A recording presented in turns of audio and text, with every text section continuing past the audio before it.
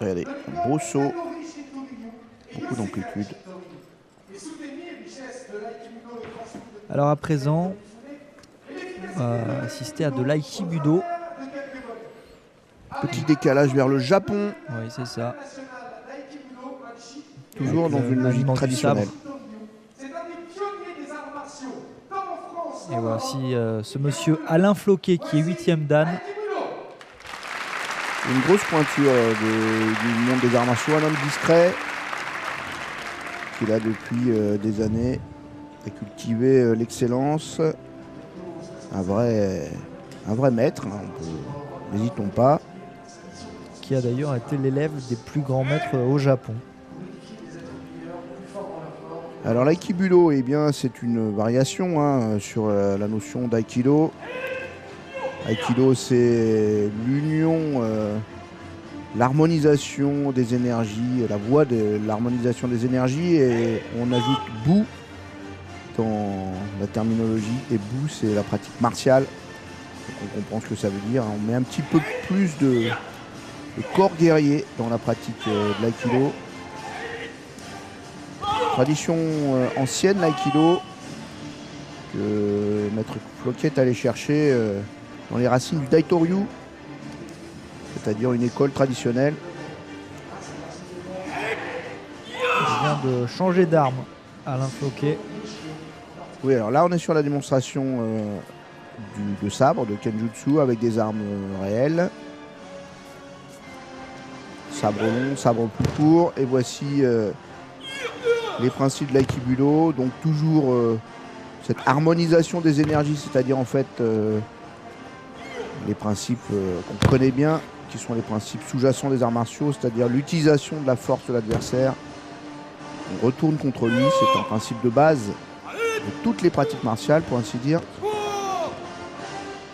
Et on voit bien qu'on est sur une logique moins élégante, moins éthérée, mais peut-être plus à la recherche d'efficacité avec tous ces sous-témis, c'est-à-dire ces sacrifices de l'équilibre pour entraîner l'adversaire au sol. Combat au bâton, au sabre. Oui, c'est sabre contre Naginata. Belle précision, belle rapidité. Le kiai en permanence. On exprime l'énergie du corps par le son.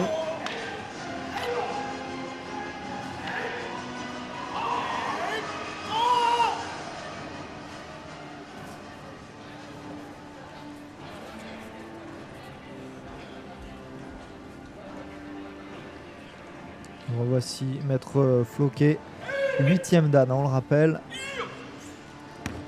Voilà, un aïkido en sobriété, avec ce travail d'esquive du corps, de rotation que vous connaissez bien si vous suivez un petit peu les festivals.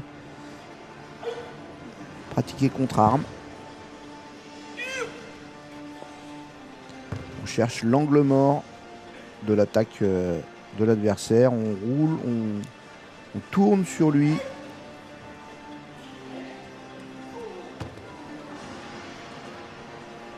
Là aussi, c'est les points de faiblesse des saisies qui sont exploités.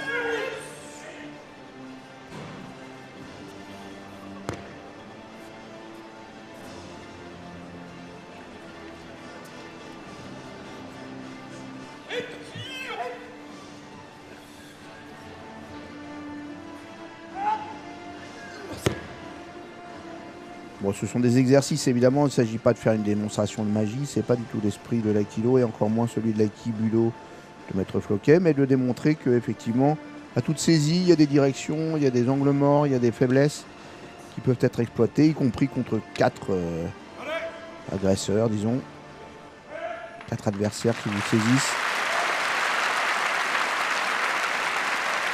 Belle démonstration, belle posture, belle attitude de Maître Floquet. Ça a plu au public qui vraiment a applaudi cette démonstration. démonstration. Mer du 3e siècle, conçu pour se défendre sur le champ de bataille. Aujourd'hui, c'est la présentation à présent du Bokator que vous entendez. Alors ça, c'est moins connu. Oui. Le Bokator, un nom c'est un peu Terminator, hein, il y a quelque chose d'un peu comme ça, mais c'est un art martial ancien En tout cas, bon, c'est comme toujours sur les arts martiaux du sud-est asiatique qu'on redécouvre aujourd'hui. Il y a un petit peu de recréation, il y a un petit peu de mythe, il y a un petit peu de réalité.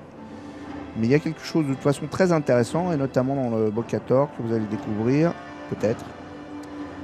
Il y a des spécificités, il y a des choses dont on sent qu'elles viennent de loin. Alors, on dit que le Bokator c'est 3e siècle. On parle de réforme au 9e siècle, etc., etc. Il y a aussi bien sûr des synthèses modernes, forcément. De toute façon, les arts martiaux se sont contaminés les uns les autres de façon, si j'ose dire, irrémédiable, mais je ne le dis pas de façon négative, c'est comme ça, c'est la modernité du XXe siècle et du XXIe. Mais dans le Bokator, vous allez découvrir des principes techniques très intéressants, et notamment la prise d'appui sur l'adversaire. C'est une boxe, hein, mais c'est une boxe contre adversaire armé dans le principe fondamental. Et donc, on part de loin, on vient prendre appui sur le partenaire. On voit beaucoup ça dans les films d'arts martiaux maintenant, ça vient un peu de là. Et des vieilles boxes thaïlandaises aussi, c'est les mêmes régions, bien sûr. Et on donne des grands coups de genoux ou des grands coups de coude sur le sommet du crâne, parce qu'on combat des adversaires qui sont protégés. Et l'origine, c'est un art martial qui avait été conçu pour se défendre sur les champs de bataille. Voilà. Effectivement. Par le peuple cambodgien.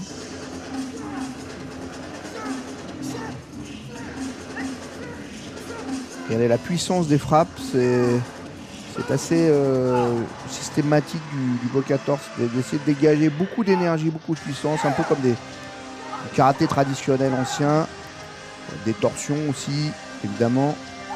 On cherche la faille dans la cuirasse, le défaut de la cuirasse de l'adversaire. C'est Benjamin Sébir et son équipe qui vous font cette démonstration de Bokator.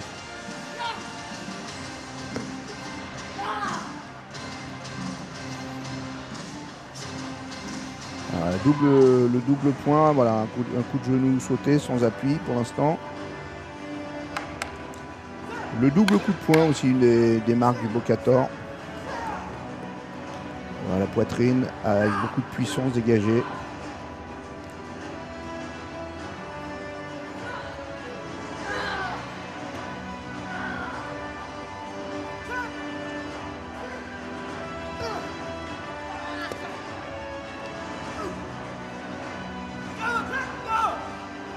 Alors on peut le remarquer parce qu'ils sont torse nu. Il y a souvent aussi tout un rite avec ces tatouages, ces grands dragons notamment qu'on retrouve dans le dos. Et voilà le coup de coude avec prise d'appui sur l'adversaire. On court sur lui, on l'agresse